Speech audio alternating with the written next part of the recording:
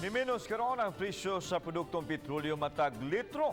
Sugod ganin ang buntag. Ang report ni Femery Dumabo.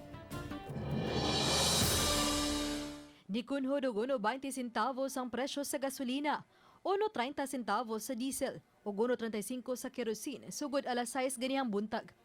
Apan pipila sa mga tricycle ug taxi driver nga namasahero sa dakbayan sa Talisay ug silingang mga dakbayan.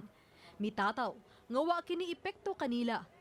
Gani sagad kanila 150 ngadto sa 300 pesos ang malimpyo nga kita matag adlaw. Mahal kayo. Then murag among pamasero mingaw kay tanan ba nya. Maglisod mig kuha nya, magsigil mig ground nya, wa gyud nya, wa mi tarong parkingan nya. Usay lagi nga wa gyud mi sobra. Wa man pila lisod kay pamasero ron. Kaas pag gasolina, gamay pag ginansya. Ang importante ani magkakaon mi taga adlaw kabiyahe. Uban usab sa mga driver ni Padayag nga ni us-us man tuod ang presyo sa produktong petrolyo karon. Apan kun mutaas ang mga presyo, dubli usab. Mo librato siya karon pero inigsaka na dako na siya og minto kontra sa paubos. Oh, wala gyud mo ipik. Wa pa man may kapil ana gyud. Taas pa man ang gasolina ron. Lisod jud kayo ron.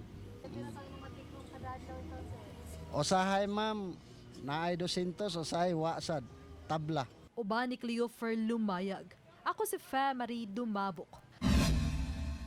Balitang Bisdak.